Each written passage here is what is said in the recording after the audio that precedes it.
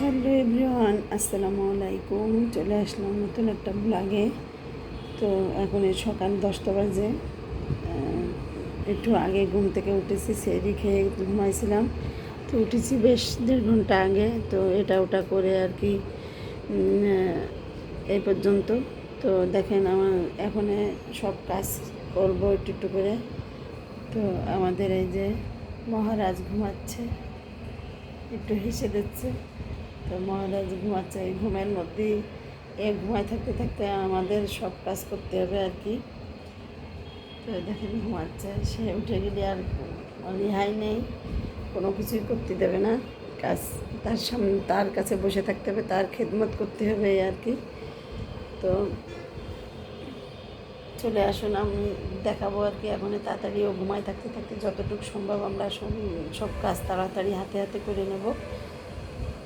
তো আপনাদের সাথে সেটা একটু একটু করে শেয়ার করব সারাদিন। গতকালকে বাজার থেকে সবজি নিয়ে আসছিলো, তো এগুলো ভিতরে রাখা হয়েছিল না, ফ্রিজের ভিতরে। তো এখন এগুলো ভিতরে রাখবো। আর যেহেতু রান্না দুপুরের দিকের থেকে শুরু করব, রমজান মাস, সেহেতু এখন একটু কাটাকুটা করে নেব। দেখি কী কী রান্না করি সেটা আপনাদের সাথে একটু শেয়ার করব। তো এখন সবজি কাটবো। তো সবজি তো সব রকমের সবজি আছে, ফ্রিজে আছে পটল, আবার ওইখানে রেখে আসছি ফ্রিজের সামনে উঠছে।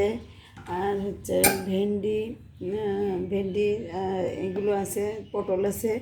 তো আর এখানে আছে তো চিচিঙ্গা মানে কুশি, লাউ, পেঁপে, তারপরে যে বাঁধাকপি, এখানে বেগুন আছে, বেগুন ফ্রিজেও আছে।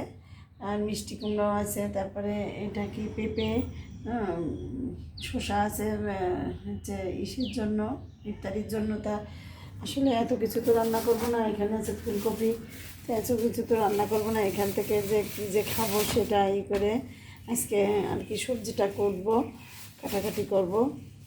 তো মনে হয় লাউটাই কাটতে হবে আর কুশি, কারণ লাউ অনেক দিন রেখে দিলে সেটা হচ্ছে খেতে শক্ত হয়ে যায়, ভালো লাগে না। তো লাউটাই রান্না করব আর কি, আর কুশিটা ভাজি করব। আর তো সে ছেড়ি রাত্রির জন্য দুধ থাকে, কলা থাকে, গুড় আছে, খেজুরের গুড়, সেটা থাকবে না।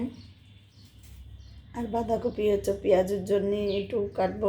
এখন বাঁধাকপিটা ভালো লাগে না রান্না করলে। তো এই তো এখন দেখি কি কাটাকাটি করা যায়, তা কাটাকাটি করে আপনাদের সাথে সেটা শেয়ার করব। তো এই তো চুলায় চলে আসছি।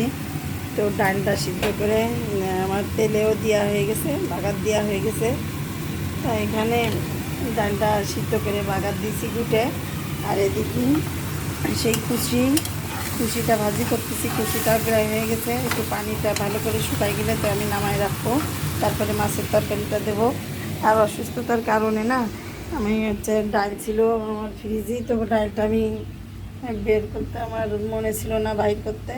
তো এখন 4টে বেজে গেছে, কী করবো? তাই দেখেন শিলপাটাতে আমি বেটে আর কি গুঁড়ো করে নিচ্ছি। তো আসলে অসুস্থতার কারণে অনেক কিছুই আমার ভুলে যাচ্ছি। এখানে আবারও তরমুজ নিয়ে আসছে একটা, এটা কাটতে হবে। বাঙ্গি নিয়ে আসছে একটা, সেটাও কাটতে হবে। তো এই তো আজকে সাথে থাকবেন আমার।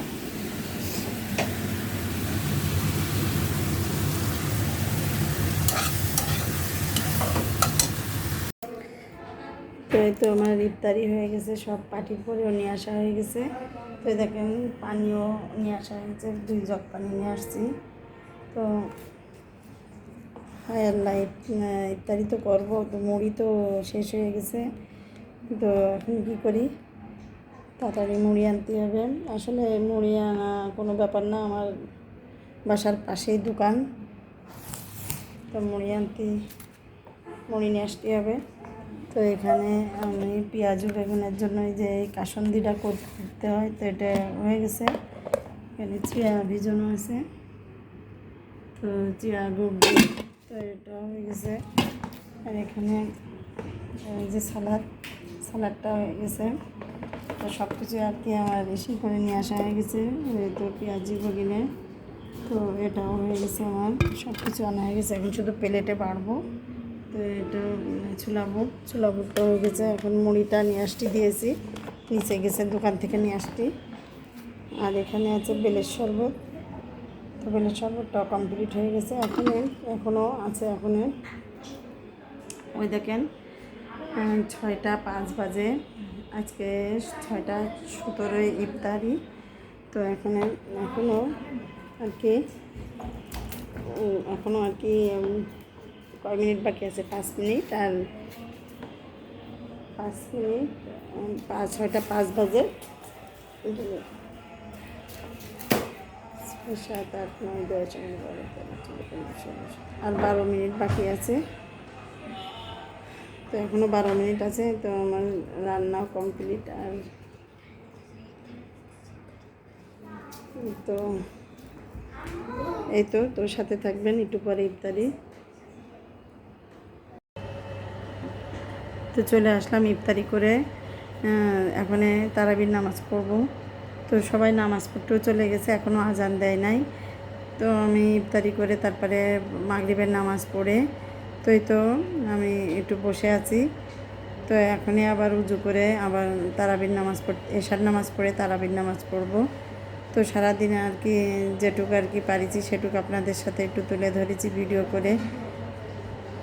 তো কেমন হয়েছে আমার ভিডিও যদি ভালো লেগে থাকে তাহলে লাইক কমেন্ট আর সাবস্ক্রাইব করে আমার সাথে থাকবেন।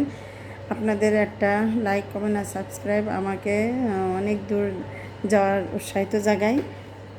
তো সবাই ভালো থাকবেন, সুস্থ থাকবেন, আমার জন্য দোয়া করবেন। আল্লাহ হাফেজ।